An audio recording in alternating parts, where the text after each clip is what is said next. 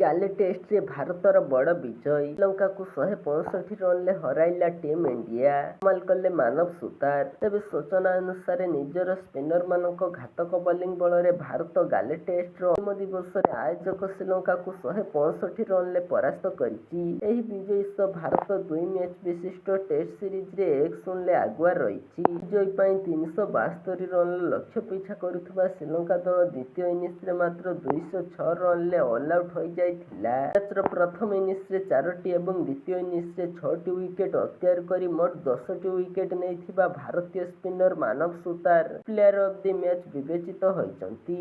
ସିରିଜର ଦ୍ୱିତୀୟ ତଥା ଅନ୍ତିମ ଟେଷ୍ଟ ମ୍ୟାଚ୍ ଅଗଷ୍ଟ 23 ତାରିଖରୁ କଲମ୍ବୋରେ ଖେଳାଯିବ। ହେଲେ ଟେଷ୍ଟ ବିଜୟ ସହିତ ଭାରତକୁ ବିଶ୍ୱ ଟେଷ୍ଟ ଚାମ୍ପିୟନସିପ୍ ପଏଣ୍ଟ ଟେବୁଲରେ ମଧ୍ୟ ବଡ଼ ଆଶ୍ୱସ୍ତି ମିଳିଛି। ଭାରତ ପ୍ରଥମ ଇନିଂସରେ 462 ରନ୍ ସଂଗ୍ରହ କରି ଶ୍ରୀଲଙ୍କାକୁ 284 ରନରେ ଅଲ୍ ଆଉଟ୍ କରିଥିଲା ଏବଂ 178 ରନର ମଜବୁତ ପ୍ରଥମ ଇନିଂସ ଅଗ୍ରଣୀ ହାସଲ କରିଥିଲା।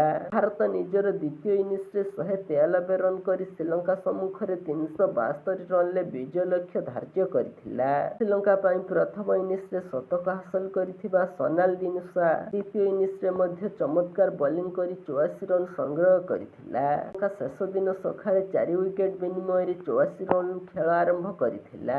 ଦିନୁସା ଏବଂ ଡି ସିଲଭା ପଞ୍ଚମ ୱିକେଟ୍ ପାଇଁ 202 ବଲ୍ରେ ପ୍ରଥମ ସେସନରେ ଭାରତକୁ କିଛି ସମୟ ପାଇଁ ସଫଳତାରୁ ଦୂରେଇ ରଖିଥିଲେ। ମିଳୁଥିବା ବାଉନ୍ସକୁ ସଠିକ୍ ଉପଯୋଗ କରି ମାନବ ସୁତାରଙ୍କ ବ୍ୟତୀତ ରବୀନ୍ଦ୍ର ଜାଡେଜା ମଧ୍ୟ ଶ୍ରୀଲଙ୍କା ବ୍ୟାଟରମାନଙ୍କ ଉପରେ ଚାପ ସୃଷ୍ଟି କରିଥିଲେ। ମାନବ ସୁତାର ନିୟନ୍ତ୍ରିତ ଓ ଆକ୍ରମଣାତ୍ମକ ବୋଲିଂ କରି ଦଳ ପାଇଁ ବିଜୟର ରାସ୍ତା ଖୋଲିଥିଲେ।